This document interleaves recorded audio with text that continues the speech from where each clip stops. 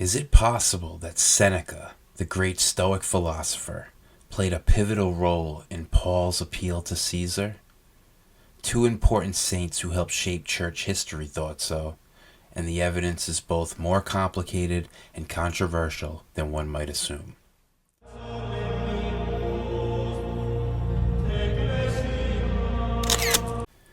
During the time of Jesus' passion, it was Pontius Pilate who was the governor of Judea. He served in that position from 26 to 36 AD. A couple decades later, that position was held by Porcius Festus. He was the procurator from 59 to 62 AD. He was the one who presided over Paul's trial in Acts 25. Paul says, "If then I am a wrongdoer and have committed anything for which I deserve to die, I do not seek to escape death. But if there is nothing in their charge against me, no one can give me up to them. I appeal to Caesar." Then Festus, when he had conferred with his council, answered, "You have appealed to Caesar you shall go." The Caesar referred to here was the great-great-grandson of Augustus, Emperor Nero. He was the first imperial villain to the growing church. His depravity knew no limit. As the church's best historian Eusebius writes, once Nero's power was firmly established, he plunged into nefarious vices and took up arms against the God of the universe. He was the first of the emperors to be declared enemy of the deity.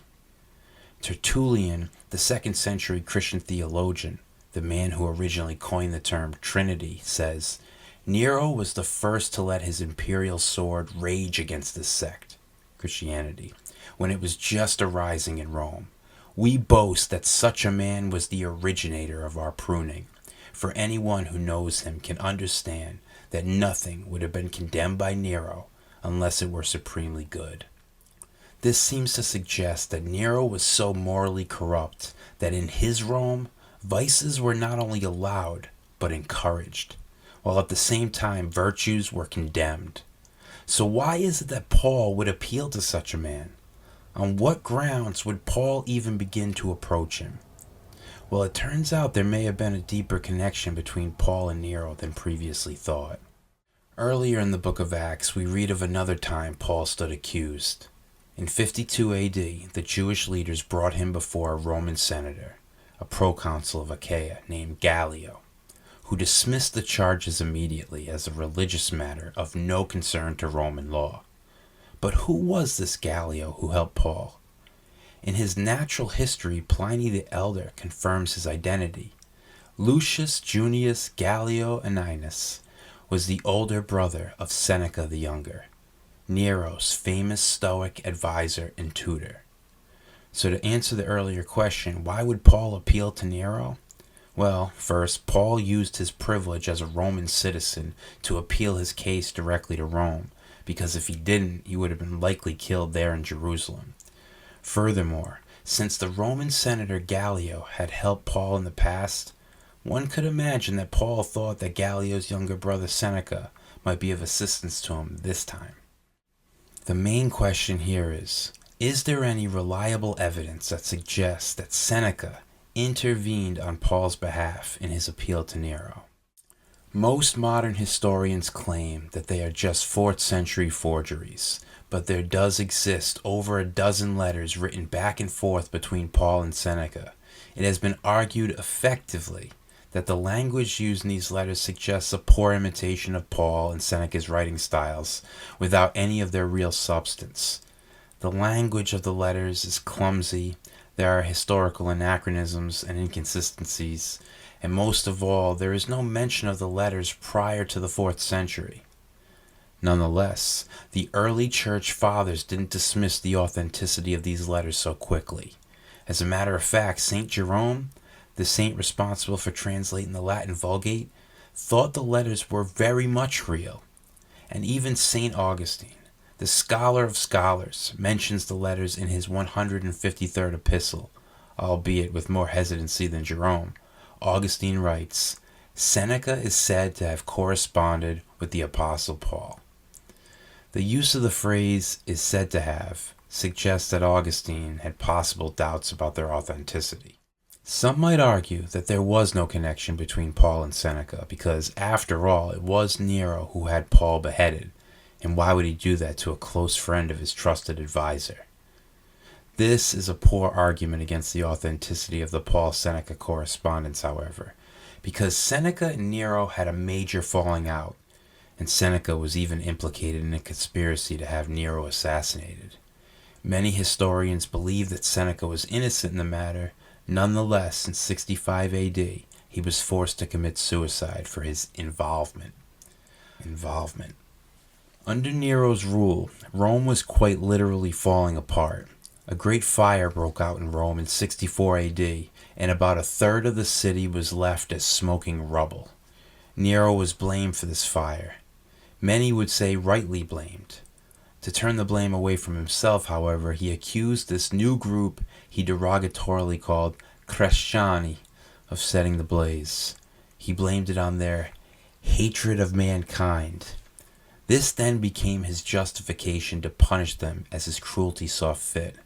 The original Roman candle was when they would burn a Christian alive to illuminate the city. The beheading of Paul and the crucifixion of Peter are further examples of Nero's absolute brutality at the time. Did Paul have Roman connections through the philosopher Seneca? And did Seneca, the great moralist and Stoic, have an affinity for Christianity? Even if the letters are indeed 4th century forgeries, one can at least understand why Saints Jerome and Augustine would at least want this connection to be true.